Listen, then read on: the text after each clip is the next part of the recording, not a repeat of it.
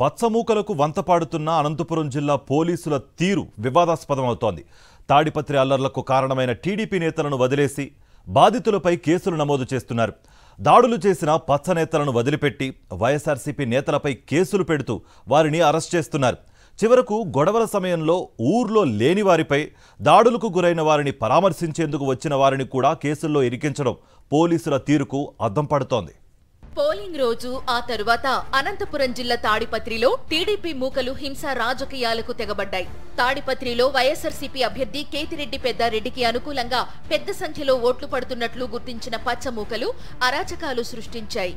Polling రోజున MLA Kethireddy Peddareddy కాన్వాయ్పై దాడికి పాల్పడిన జేసీ వర్గీయులు పోలింగ్ తర్వాత రోజున ఏకంగా పెద్దారెడ్డి ఇంటిపై రాళ్ల దాడి చేశారు. కొందరు పోలీసుల సహాయ సహకారాలతో వందలాది మంది టీడీపీ గూండాలను రప్పించిన జేసీ ప్రభాకర్ రెడ్డి ట్రాక్టర్లలో రాళ్లు తెప్పించి ఎమ్మెల్యే పెద్దారెడ్డి ఇంటిపై అటాక్ చేయించారు. అదంతా అప్పటి ఎస్పీ అమిత్ బర్దర్ కళ్ల ముందే జరిగినా పట్టించుకున్న పాపాన పోలేదు. పైగా పరిస్థితిని అదుపు చేయాల్సిన పోలీసులే ఎమ్మెల్యే ఇంట్లో దౌర్జన్యం చేశారు.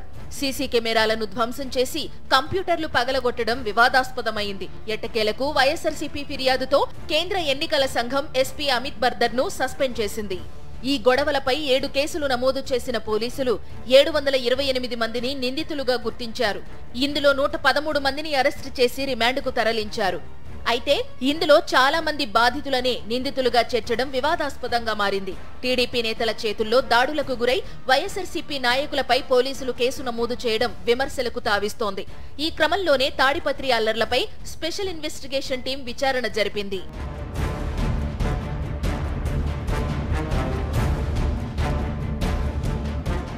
పోలింగ్ మరుసటి రోజు తాడిపత్రి ఎమ్మెల్యే కేతిరెడ్డిని పరామర్శించేందుకు ధర్మవరం ఎమ్మెల్యే కేతిరెడ్డి వెంకట్రామిరెడ్డి తాడిపత్రికి వెళ్లారు.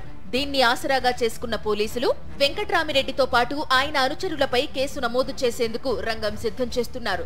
ఈ క్రమంలోనే ఎమ్మెల్యేతో పాటు వైఎస్ఆర్సీపీకి చెందిన ముఖ్య నేతల జాబితా కూడా సిద్ధం చేసినట్లు తెలుస్తోంది.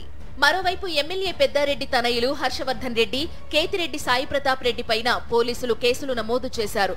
గొడవలు జరిగిన సమయంలో వారు తాడిపత్రిలో లేకపోయినప్పటికీ పోలీసులు కేసులు నమోదు చేశారన్న ఆరోపణలు వినిపిస్తున్నాయి. నియోజకవర్గంలో ఇప్పటి వరకు 50 మంది వైఎస్ఆర్సీపీ నేతలు, కార్యకర్తలను పోలీసులు అరెస్టు చేసి రిమాండ్కు తరలించారు.